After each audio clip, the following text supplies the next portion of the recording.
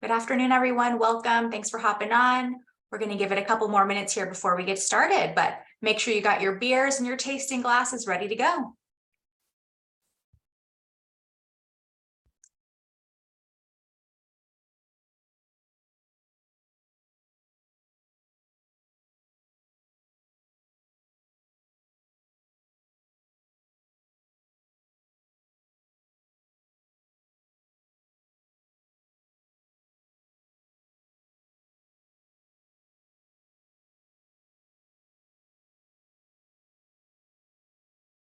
All right, we got a few more people joining. Thanks, everyone. Welcome.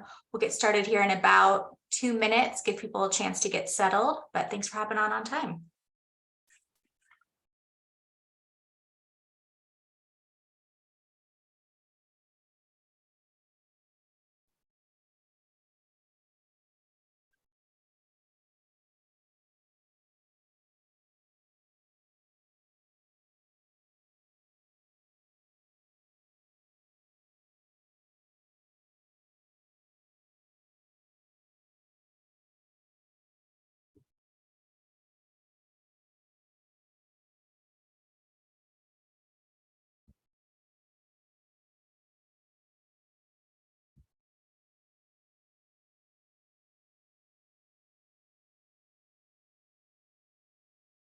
All righty, we can go ahead and get started. We've got a lot of good stuff on the agenda today. So again, welcome everyone. My name is not Critical Start Events. That's not my given name. My name is Rebecca Bell. I am the Channel and Field Marketing Manager here at Critical Start. Thank you all so much for joining our Managed SIEM beer tasting. Now, before we get started, we've got just a couple of quick housekeeping items.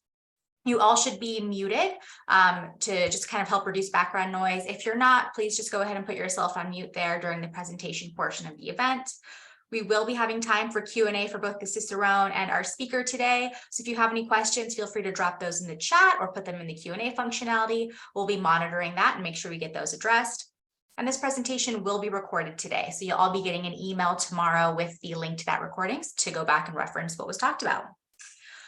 So you'll be hearing about Managed SIEM from our speaker, Brian Roy. Brian is the pre-sales engineering team lead here at Critical Start. And you'll be learning about all the wonderful Irish beers that you were shipped last week from Bennett Erickson. Bennett is a certified Cicerone and an expert in all things beer. Now, I hope you all have your beers and your tasting glasses ready here. So we're gonna get to the good stuff now, and I'll hand it over to Bennett to get us started with our first beer. Great. Well, hope everyone is doing well today and you're excited to enjoy these great St. Paddy's Day beers. Should be a fun weekend, of course, as we celebrate the holiday tomorrow. Just a little bit about me here, or actually before I get in there, I just want to quickly say that we're going to do the first beer here with the green food coloring that you should have received with your beers. So get that ready along. Probably it's easiest to use the small taster glass. If you want to use another glass, that's fine. Also, just a fair warning, this green food coloring will stain your fingers, so you might need a little napkin nearby so you don't get it all over your computer and your desk. But so a little bit about me before we do the green beer dyeing here. I am definitely your average beer nerd, but I'm also a beer industry professional. I've been working here in the LA beer industry for about 10 years, a little over 10 years now. Currently working for Eagle Rock Brewery, LA's original independent craft brewery, the first one in the city of LA. And I spent most of my years learning at Sunset Beer Company, which was like kind of a small bottle shop and tap room here in Echo Park. It was an LA institution, and I did all of the curating of all the beer and wine and cider, sake, seltzer, kombucha, anything you can think of. I've probably tasted it all. So that's kind of where I got all my knowledge from. And with that, we'll get right into the St. Patrick's Day beer tasting here. So you're going to want to grab the Champagne Velvet, our first beer. This is from Indiana. This is not an Irish style beer. This is a just like an American lager. It's going to smell a lot like your average, Miller Lite. It's brewed very much the same way, and it's a nice way to start this tasting. And it's the easiest beer to dose with the green food dye, so that we can kind of celebrate St. Paddy's together. So what you want to do is pour this beer. Get a little bit of head on it, but not too much, because it'll take the green food coloring a little better. We're going to go ahead and get this beer looking nice and green. You only need maximum 2 little drops. It will get very green very quickly. So let's see how this goes. 1, 2, and then you're going to need to swirl it around a little bit. Let's get a little swirling going here. And we're starting to get a little green there. And as you'll notice, after you take a sip or two or swirl it even more, it's going to get nice and green there. So we can all have a nice little toast to St. Patrick's Day and our green beer. Why do we drink beer on St. Patrick's Day? Just real quick, basically because St. Patrick, of course, was a saint, or well, not an actual saint, but he was a priest in Ireland, and he converted all the pagans to Catholicism. So every day on his birthday, or sorry, on the day that he died, every year we're going to celebrate his everything he did. St. Patrick's Day is considered to be a beer holiday nowadays, of course, as we all know, massive bar crawls and stuff like that. We dye the river green. But why is alcohol associated with it? We're pretty sure it's because back in the day, on St. Patrick's Day, if you were a practicing Catholic and observing Lent, you were allowed to break your food restrictions and alcohol consumption restrictions. So pretty sure that's why after hundreds and hundreds of years, we are now at a point where people just go crazy and drink all day on St. Patty's Day. So just tasting this beer real quick, and then I'll hand it back to you, Brian, excuse me. This is, like I mentioned, a very light lager. You're going to get a little bit of that American classic beer aroma, nothing crazy, nothing over the top. Nice little kind of corn sweetness on the finish, just like your average American lager. So cheers to everybody. Thanks for listening to me talk about this first beer. I'll hand it back to you, Brian, and we'll come back for the second one soon. Sounds great.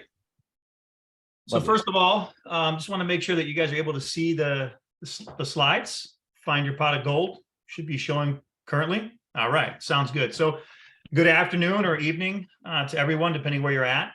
Quick introduction to myself. I am Brian Roy. I'm a senior security consultant here at Critical Start. So I deal with all things from a technical and solution design perspective. So I'm really excited and looking forward to taking the opportunity today to talk to you, for today's webinar about Managed SIEM, which, as you can see, is entitled Find Your Pot of Gold, with a focus that is really driven towards cloud-based SIEM solutions for Microsoft Sentinel, Splunk Cloud. And so to start out, just like a perfectly poured pint of Managed SIEM, Managed SIEM can provide an organization with a smooth and satisfying experience, keeping your security systems running efficiently. So I'm looking forward to speaking in more detail with you all about how to achieve this full operating potential from your SIEM solution. And so just a quick tip, maybe try to go easy on the beer, because I do want you all to walk away with remembering not just how tasty the beer was, but also why Managed SIEM has such a positive reputation. So as we enjoy various beers throughout this presentation, obviously I'll stop at some different points here and turn it back over to Bennett, and then we'll have some fun with some different beers and questions and socialization. But what I'm going to do today is walk you through, from an agenda perspective, the challenges of SIEM and our approach to overcoming them. Effective response and why the right data sources matter. And then last but not least, optimizing your SIEM to scale as you need. After this, we'll, again, as I said, we'll wrap up, answer questions that you may have, across the presentation, or even, from a beer perspective for Bennett on his end as well. So let's get started. There's something to be said for a good Irish beer. And just like the complexity involved with brewing this tasty beverage, your SIEM solution is challenging and requires expertise for best outcomes. In fact, having challenges with a SIEM platform is not uncommon. 88% of organizations have challenges, and we at Critical Start encounter this every day in our conversations with prospects or even our existing customers, right? So you're not alone in this. Not trying to call anybody out, just stating the simple facts around the challenges from a SIEM perspective. These challenges may feel overwhelming, but that's why we're here to help you with a plan and to make decisions around strategy, architecture, development, support, and when you're ready to fully utilize your security tool investment. So everything from administration and upkeep, where a lack of cybersecurity staff and research on ingest or health analysis can make the cost of your solution snowball out of control. For specific needs from customization perspective as a company and for your users, right? Meaning no customized content or dashboards or data source configurations, that will help keep you focused on, the specific company use cases. And then, of course, data selection, right? Data detection and response is key. So, this includes addressing false positives, alert saturation, remediation type actions, and more of which can cloud decision-making processes and really hide the true threat in the environment. And so a couple notes, one note to consider here is, we're trying to drive home the point of, you started out with the intention of having your own SIEM doing threat detection, but that may have gotten out of control. And if you go with Critical Start from a managed SIEM service perspective, you're still going to have complete transparency into the back end. It's not just now you have a partner. It's just now that you have a partner in helping you manage it all. So beginning with the SIEM administration, Critical Start walks you from setup to maintenance, through maintenance, administration, regular health checks to make sure your investment is working for you. And we stay with you through threat detection and response, where we provide you with security expertise, risk assessment guidance, alert management, and our capacity to grow with you as your business scales and matures. So what I'd like to do here is just have kind of take a brief overview of some of the key outcomes of our service for you. So first of all, security expertise, right? Coverage by a dedicated SOC team to handle after hours surges and everything and anything in between, 24/7, 365. We also do take care of things like hot fixes and functional updates. We're also handling alert management, right? So we help prevent fatigue, alert fatigue. We help reduce false positives. We're handling alerts and dealing with the alert and escalating to you the alerts that matter. We're providing risk assessment guidance. So, reviews to analyze the potential impact of adding log sources and detection content, mapping all that to the MITRE ATT&CK framework as an example. Scaling and maturing your environment. So our industry experts have experience, they have around the proprietary technology. We have our own technology like our trusted behavior registry, which is a unique and ever-evolving catalog of known security events. And this enables our trust-oriented approach to be applied to handle all alerts at scale across your SIEM environment. We'll help with planning, right? We'll work with you as a customer to understand and address compliance requirements, such as log retention periods. We help you prioritize based on your business value during initial onboarding for your service. We'll also help you with deployment, so assistance with migration from legacy SIEM providers. We'll help with configuration, so conducting or assisting in configuring the source devices to log to your SIEM.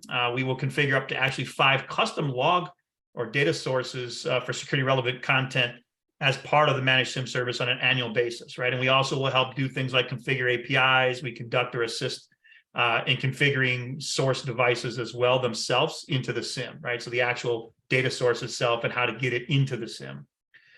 We also perform ingest cost analysis, right? This is part of our quarterly service reviews around our managed SIEM service. And this is really going to provide visibility into how the SIEM is performing to help customers control costs and enhance security outcomes. We handle health monitoring.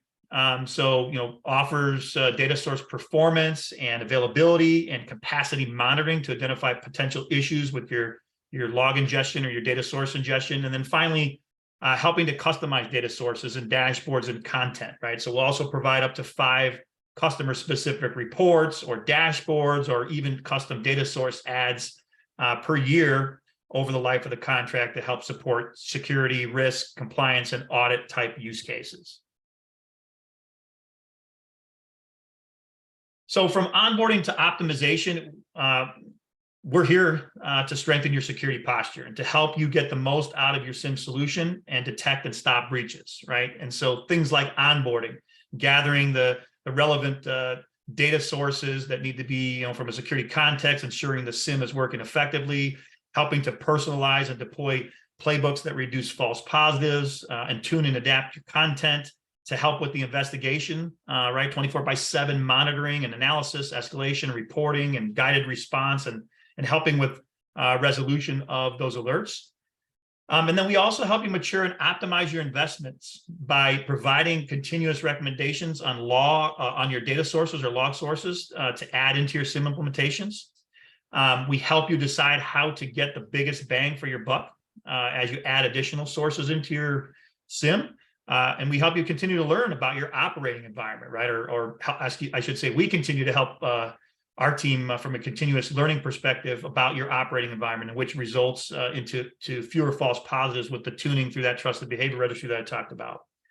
And then we're also providing weekly and even daily updates to your detection content without overwhelming you with alerts. So you can validate this through our portal as well to hold us accountable.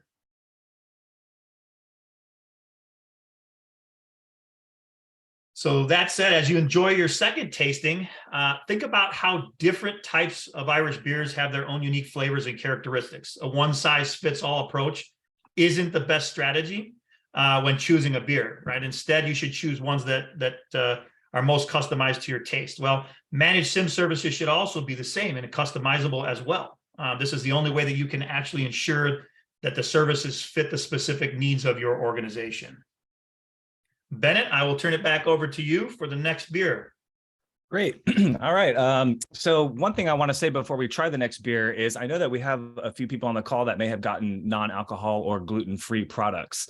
And I forgot to mention this during the last one, if you want to play along with dyeing your beer green or your beverage green, I would recommend for the NA folks using the hop water that you have, the mango hop water.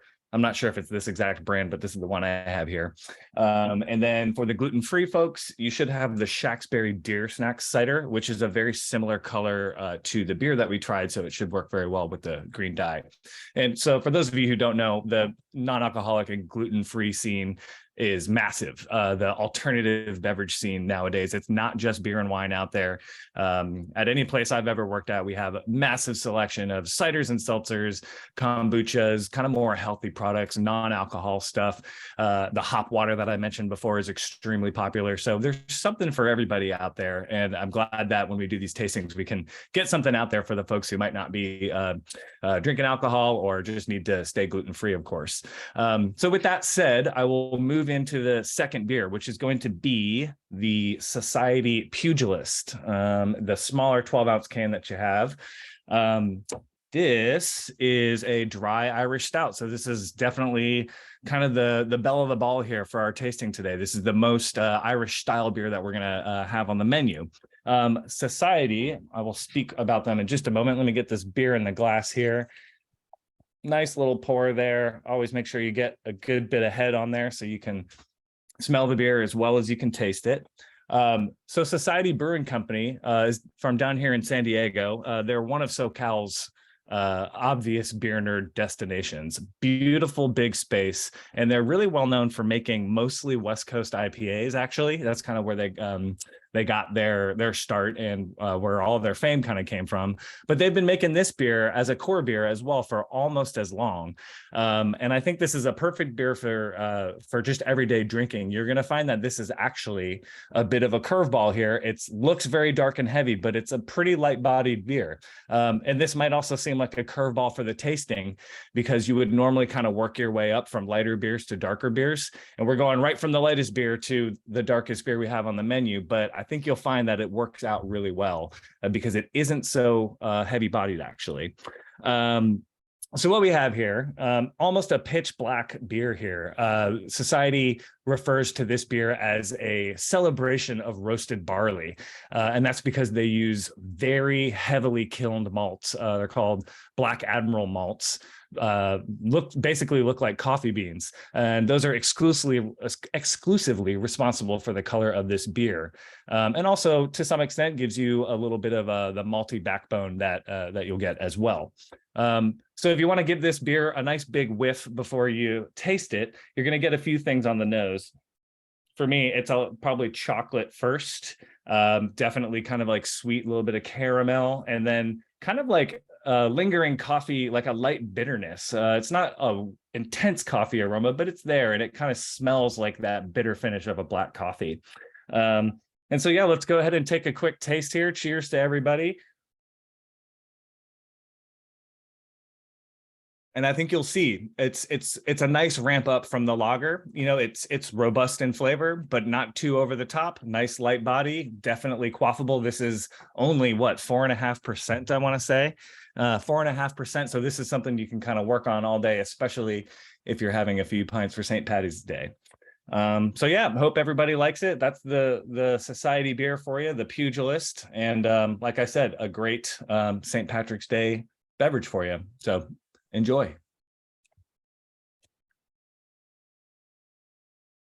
So with that, as you guys are enjoying that second beer, Rebecca, any questions come through the chat? I'm not actually monitoring it. Or No any questions? yet, Any questions from everybody on the call, either for myself around Managed SIEM or even for Bennett on either of the beers that you've tasted? Yeah. No questions yet, but if you got them, everyone, feel free to pop those in the chat and we'll get right to them. Okay. Sounds good. So I guess we'll go ahead and then move on to the next section here of the overview or presentation. All right. Let me make sure I can click through this. All right, here we go. So making sense out of your log sources, prioritization based on security value, right? So taking a look at the amount of data sources and really where to focus first can be challenging, right? It's the perfect example of this is the type of customization, the detailed scoping and architecture that we do to help our clients understand what is a security log, security value log or security relevant type of log source or data source. And most SIEM platforms actually enable you to send whatever data you want, right? Which can be overwhelming. And so while you can ingest that data, being able to do something with it, is a different story, right? And so Critical Start's approach is really to help it with the evaluation process of that, right? What data sources are you actually feeding into the SIEM today? What are the additional data sources that you're planning to feed into your SIEM, and making sure that we have coverage for the majority of those data sources. So essentially what we're doing is taking a look at those data sources and making sure that the actual vendor, like a Sentinel or Splunk Cloud in this case, has supported capabilities from a connector or a parser perspective to ingest that data into your platform, that it has rules that are defined out of the box, or that we have our own, additional added security content that would make that particular data source of value, right? And so we're essentially helping, prioritize the value of each of those data sources and making sure that you're getting from those data sources the full value across the board, right? Not every single data source is equal. And so when we look at this slide that I have here, now the value of the data sources seem to make more sense, right? On the left-hand side, you see the high fidelity telemetry that we can act on, while on the right-hand side, you can see things that can be leveraged for more specific detections or for, enrichment purposes, right? And so in summary, all data sources, again, can be security data sources, and they could be potentially valuable. However, ingest, storage, and compute costs also mean that you still have to make choices, right? And we're here to help clear some of that as well, helping you with understanding what your ingestion costs may be and how to size that and estimate that. And then you probably have, an educated view of what your data, onboarding priorities are for your SIEM, and what they should be according to security requirements and your business needs, right? And so we have to factor that in as well. We have our expertise and our recommendation for the model of prioritization based on what we've observed across our customers and across the MITRE ATT&CK coverage framework. But this model, isn't static, right? It isn't absolute. It just represents our current perspective, and we continue to adjust and make recommendations of that model ongoing. From an activity perspective, detection activity perspective, trends in the attack vectors, and what our experts essentially see in the wild, and then also incorporate that again with areas where you may have a need for specific security use case and prioritization of a particular data source. Now, your SIEM is contextual, right? So effective response guidance requires investigation and correlation across multiple security tools. The right data sources, as we've just discussed, really will allow for the most efficient and timely determination of what may be happening in an alert and lead to the most appropriate response actions. And so what this essentially means that it's essentially necessary for us to define and stop threats early in the attack cycle, to extend incident response beyond the SIEM itself, and then also add just-in-time expertise to your team. And so the Critical Start Managed SIEM service is inclusive of managed detection and response, right? That helps you via extending your SOC team and delivering this capability, right? This alert review, triage, investigation, packaging that up, telling you exactly what you need to do and how to respond on a 24/7, 365 basis. Now, with that MDR being part of our managed SIEM, and that's pretty much table stakes these days when you look at managed SIEM services, it should include managed detection and response. But with our MDR SIEM, our managed SIEM service, it's actually built, our MDR is built on what we call our Zero Trust Analytics Platform, or ZTAP for short. And ZTAP essentially collects alerts across all priorities. It auto-resolves false positives to reduce the alerts that requiring investigation, and keeps those alerts requiring action down to a manageable number, right? And ZTAP is also accessible through Critical Start's mobile SOC app. So we do have industry's industry's leading and fully functional mobile SOC app, and that helps to deliver 100% visibility into the full context of each threat, and offering a direct line of communication to the Critical Start SOC. And so the result is that we are able to provide a more efficient collaboration with your team for faster decisions and threat containment.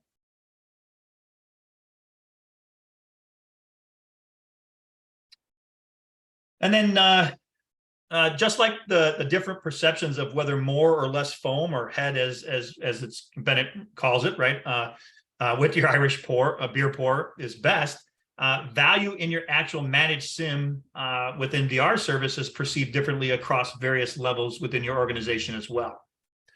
And so this is why with the Critical Start service that we actually bring together the value in our services via various dashboards that are directed at multiple personas within your organization, right? So the ability for different resources like your security analyst as opposed to your SOC manager, or to the VP or CISO or budget holder resource in your environment, right? And so different layers for things, visibility into the service and the tool to be able to measure security analyst, MTTR, and track trend direction over time, or to benchmark, team performance to collaborate detection and response capabilities, or even make risk-based decisions around, resource management itself.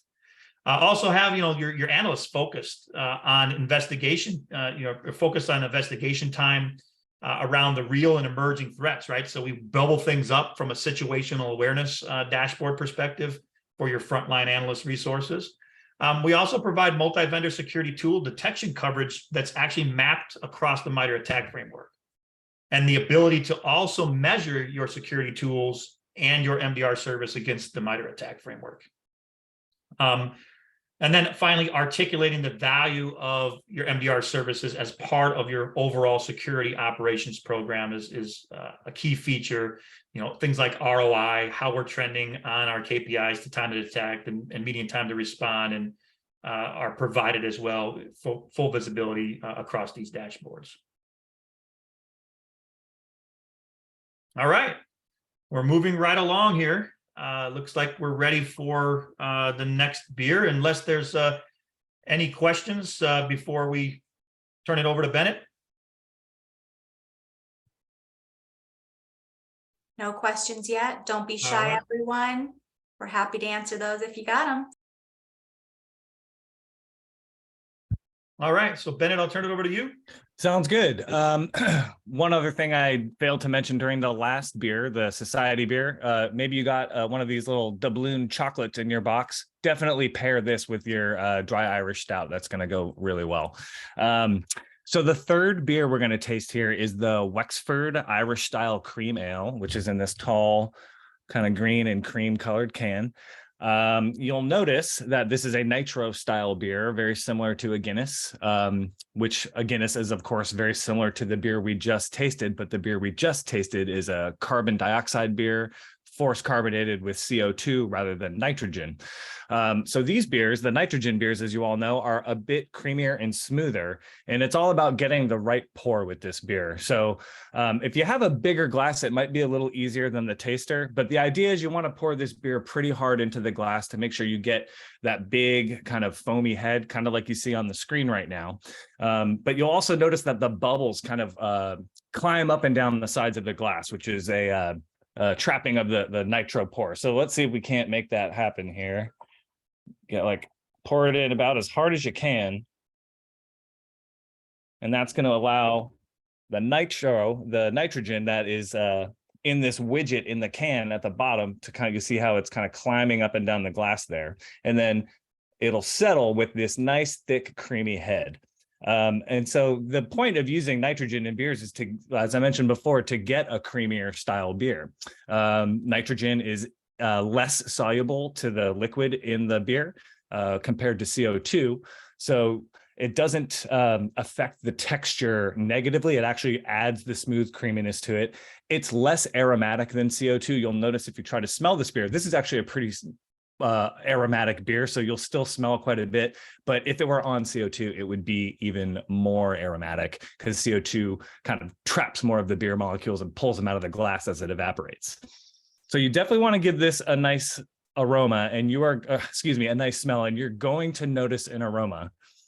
And the power of suggestion is one thing, but I think everyone can probably smell a little bit of the butterscotch in here. The buttery aroma is actually a product of a compound called diacetyl. It's usually undesired in most beers. Most brewers would tell you, I don't want any of that in my beer. But this is kind of an old school style beer. This is very much something that you would drink in a pub in Ireland or England. It's kind of like a marriage of an Irish red ale and an English pub ale. Those beers tend, not Irish red ales as much, but English pub ales will have a little bit of that desired diacetyl. So you can definitely get it on the aroma, and then you'll get it on the palate as well when we take a sip here. Cheers, by the way. And you'll notice very smooth, creamy texture. You don't get that that carbonation bite. It's just like a Guinness. When you go to the bar and they pour you a nice creamy Guinness, it kind of has that mouthfeel. And then less of the butterscotch and the diacetyl flavor on the palate, which is great because I think that aroma or flavor, it works better as an aroma than it does as a flavor. And one thing you can do, this is a little tasting technique I always like to share with everybody. If you're kind of having trouble finding a note in something that you're drinking or eating, beer, wine, whatever it is you're tasting, the retronasal breath is a little technique that you can use to help kind of pick out some of those more subtle aromas and flavors. And so what you want to do is just take a big sip, swallow it all the way. You don't have to swirl it around in your mouth or anything like it's a wine tasting. You just swallow it all the way, close your mouth, and exhale through your nose. And a lot of those more subtle notes become less subtle as you exhale, and you kind of feel it as you feel your breath working across the top of your mouth and on your palate. This is something that kind of blew my mind the first time I learned it, and it really helped me learn how to taste beer better. So definitely give it a shot, and you'll probably get a good idea of what's going on in this beer. It might remind you a little bit of like a malt liquor. It does have a little bit of that vibe to it.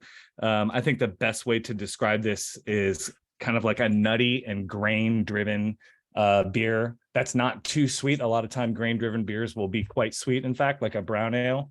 But you get like nice earthy, definitely kind of bready, like yeasty flavors, a little bit of must and moss. If that doesn't sound desirable to you, I understand, but it is a proper way to describe what we're getting out of this beer. And there's a little bit of noticeable bitterness, but I think that the the creamy nitro mouthfeel really rolls off a lot of that sharp bitterness. So if you're not a bitter beer fan, this one might be the one for you. And just a couple little things to say about this brewery. Before I hand it back to you there, Brian, this is by Green King. Green King is a massive British conglomeration that owns restaurants and hotels and pubs and breweries. So this is probably like our most macro style beer that we're tasting. This is not like a small craft brewer, but it is a very traditional style, like that English pub ale style that really goes well with St. Patrick's Day, which is why we picked it, of course. So yeah. This is the old speckled, excuse me, not the old speckled hen. That's one of the other beers. This is the Wexford, and yeah, I hope you guys like it. It's probably the closest to that Guinness style that you would get, the nitro Guinness style that you would drink for St. Patrick's Day. So, cheers and enjoy. We got one more after Brian's finished. Sounds good, Bennett. Thank you for that. For sure. Any questions have come through in the chat? No, I don't see any. Okay. Just curious out there for the audience, if hopefully everybody's enjoying the beer. Just wanted to also make sure, just a quick question for anybody who wants to chime in. So far, from a managed, from a SIM perspective, the challenges and things that we've kind of outlined and how we're addressing some of those. I just wanted to make sure that some of that's resonating with you all. Are these some of the challenges that you guys are seeing around the SIMs in your environment, and how you're staffing and maintaining and operationalizing, particularly if you have Sentinel or Splunk Cloud, or what other types of SIM tool sets and products that you have? I'd be kind of curious to hear if anybody wants to add any quick additional color around their experiences and what they're seeing with their environments. And don't be shy.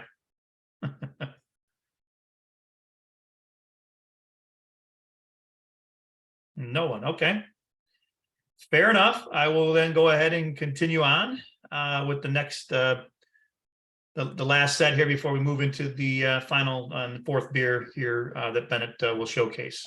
So, just like the crisp refreshment of the beers you've tasted so far, right? Managed SIEM can also provide your organization with a fresh perspective on your security environment, right? Helping you to optimize costs in addition to identifying potential threats and vulnerabilities. So I wanted to kind of showcase a couple of areas there from an optimization perspective, particularly around cost and around configuration and setup of the SIM platforms themselves, and the types of things that we've discovered and what we've seen. So on the screen here, you'll see a few real world examples called out that are specifically focused around Microsoft Sentinel. But one of the most important components of our service is what we call our Ingest Cost Analysis. Primarily focused for Sentinel because that's still ingestion based. Splunk does still have that, but they're moving to more of a compute model. But no one else in the industry offers this, right? That means Critical Start will help you with optimizing your costs around what you are ingesting into your SIM. And many customers don't routinely audit this and manage their SIM ingestion. And then, many SIMs are now becoming, quote unquote, that roach motel, right? That data checks in but it doesn't check out. And this has impacts from a security expenditure, due to unforecasted budget increases. But the challenge is, customers don't essentially have the tools to measure the security effectiveness of the data sources, right? Like, for example, mapping them to the MITRE ATT&CK framework. And it's difficult to really know when to use expensive things like analytic log storage versus cheap basic log storage in the Sentinel ecosystem, or even cold storage. And so Critical Start's solution is really designed to help conduct that ingest cost analysis both initially and on a quarterly basis to help make recommendations for things like moving from a pay-as-you-go to committed tier reservation, or to changing committed tiers, performing once per 31-day billing cycle as an example, recommending certain log types that should go to basic logs as opposed to analytic logs, right? Like firewall traffic logs and net flow and things of that nature, that should only be retained for investigation, for audit and forensics and compliance.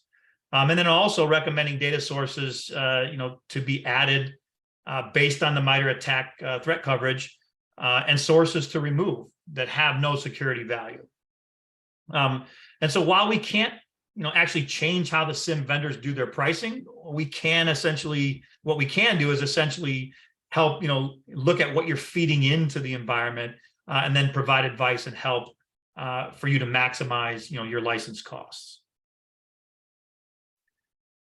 And then as we flip, change gears here a little bit, ingestion cost analysis is, only one example of optimization. So this example here on the screen is kind of focused directly for the Splunk cloud environment, right? And so Critical Start can also help improve overall response times, right, by tuning things like scheduled searches. And so from this real world example around one of our Splunk cloud customers, we actually identified that the customer's own scheduled searches were essentially negatively impacting their overall SIEM instance performance, right? And so we work with the customer to fix and to tune their searches, resulting in a dramatic reduction of concurrent searches and overall improved response time, as you can see here from the visual, right, with the little arrow there on the before and after the discovery and the assessment and the work that we did in guiding this particular customer, right? So again, a lot of value there in helping to optimize the performance of the tools, not only from a ingestion and a cost and license spend perspective. And so, what does this all mean for you? SIEM deployment, what we wrap up into our managed SIEM plus MDR is really helping you with the SIEM deployment, the configuration, the migration support, helping with configuration and customization of your customer specific dashboards and reports and data sources, health monitoring to identify potential issues with data ingestion, right? So those data sources and that are coming in, if we lose syslog as an example from a particular data source, we're monitoring that from a health and performance perspective and can identify that and help resolve. We're also helping to triage and investigate and escalate every security alert via our 24/7 365 SOC, extended SOC team, and essentially providing that managed detection and response. We're helping with risk reduction reviews to analyze potential impacts of adding new data sources and detection content. And last but not least, initial and quarterly service reviews to help customers, help you essentially as customers control costs and that increase, in security outcomes. And so while we wrap up today with the next beer, I hope that you now, essentially have a better understanding of how Critical Start Managed SIEM Services will help you to essentially overcome the challenges of your SIEM, to protect your organization, and then, of course, to optimize your SIEM. So now we can open it up for any questions as we enjoy our last beer, and I'll turn it over to Bennett. And as I do that, I'm going to kind of display a high-level slide that kind of brings this all together from the managed SIEM and detection and response elements of our service offering for you guys to review, and this may lead you to drum up a few questions as we finish out the rest of the webinar today. All right, so last beer. Before I get into that, I did not want to overlook something about the last beer because we were talking about the nitro pour and the different type of gas.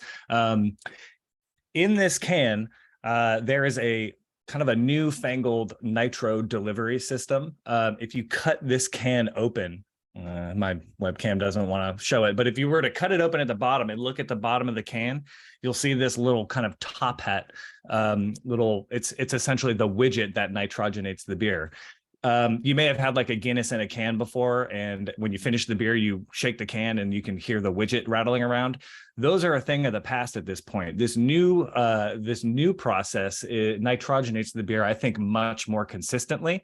And I wish I had the video to show up on the screen right now, but Left Hand Brewing Company actually developed this new nitrogenation method where they've got this little top hat widget in there that's empty, and then they put the liquid nitrogen, which is negative 300 degrees Fahrenheit, into the can. And as it warms up, they turn it upside down. And as it warms up, it turns into gas and somehow magically inserts itself into that widget. And then, of course, the can is cleaned, the beer is added and pressurized. Of course, it's filled all the way up, so there's no oxygen in there. And then once you open the can, you probably noticed a little bit of bubbling up. And that's because as oxygen dives down to the bottom, it interacts with the widget and starts blasting out the nitrogen. So that's how we are getting nitro cans these days. It used to be something that you could never really find done well. But thanks to Left Hand Brewing in Colorado, we can get great nitro beers in a bottle or a can without the fussy little widget in there. That's also the reason why this can is about 14.5 ounces rather than 16, is because they've got a little bit of displacement going on down there with the bottom. All right, let's move on to the last one here. This is a brewery that is near to us here in Southern California. This is the Brown Ale, the Pine Mountain Monolith from Wild Fields Brewing Company. They are located up in Atascadero, California, which is right off the 101 freeway as you're driving up towards Paso Robles. So funny thing about this brewery, they opened their doors in late 2019. Really good luck, of course, that 4 months later they had to close up and couldn't have anyone inside to taste their beer or really do any proper sales. But they did manage to survive, and they are kicking butt right now. The co-founders of this brewery, partners Ryan and Jackie Fields, they have a pedigree that basically any California or West Coast beer lover can respect. They've brewed and worked at Lost Abbey down in San Diego, as well as Pizza Port and Beechwood Blendery. Beechwood is one of our greatest local producers here in Long Beach. They make incredible sour beers, and they worked on their sour beer program.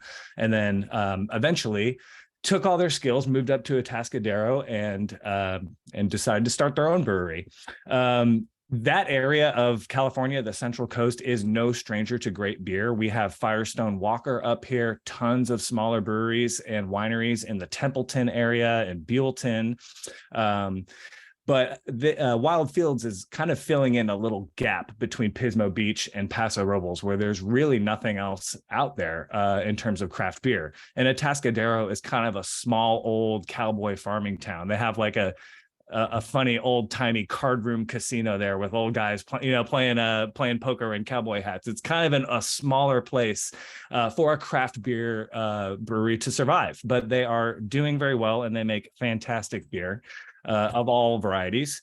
And we figured this brown ale would be a nice way to round out the tasting for St. Patrick's Day. Brown ales aren't necessarily like a common St. Patrick's Day beer, but when you're doing a flight like this, you kind of want to have a little bit of variety. And I certainly like a brown ale this time of year. So I hope you guys like this one as well. As you can see, it's kind of like a nice, my webcam isn't really doing it justice, but it's kind of like a deep, dark amber, not fully brown and not fully opaque.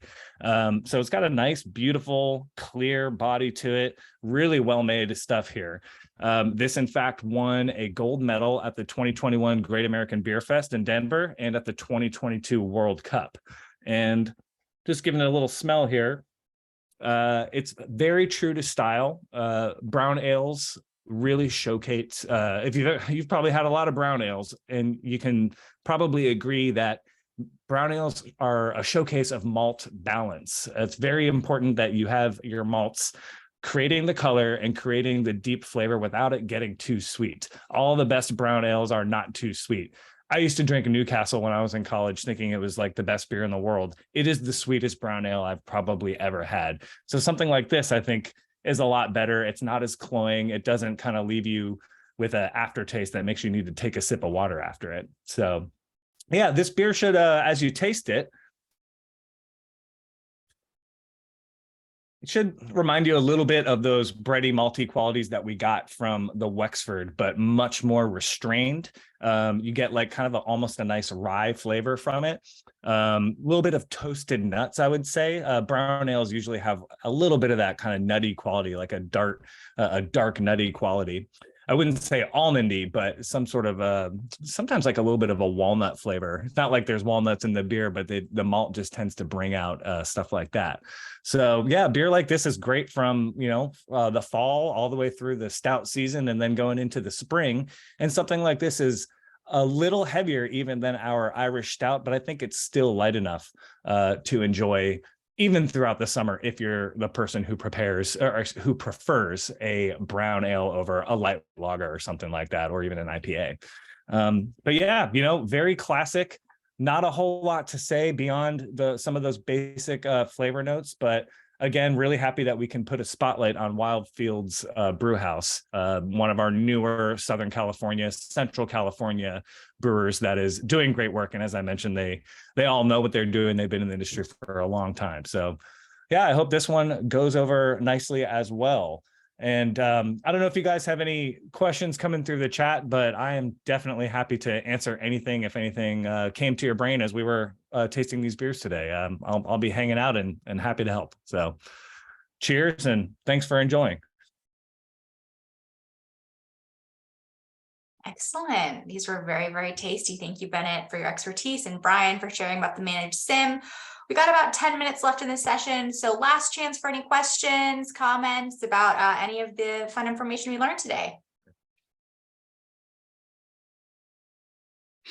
And Rebecca, I was going to say I was going to post my email address in the chat. So if anybody did want to follow up or had additional technical questions later on after you digested what you heard here today, do not hesitate. Feel free to reach out to me at any time. Yes, Brian's an excellent resource. And like I said, you'll be getting the recording of this session. So if you didn't drink any of the beers, but you want to go back and see what the tasting notes are, or you want to go back and check something Brian said, you'll get that tomorrow sent to you. And then a member of our team will be following up. And of course, you can reach out to Brian directly yourself. Excellent. Well, thanks everyone. No questions have come in, so we'll hop off here a little early. Thank you so much for your time today. Have a safe and happy St. Patrick's Day tomorrow, and we'll talk to you next time. Have a great day, everyone. Thanks all.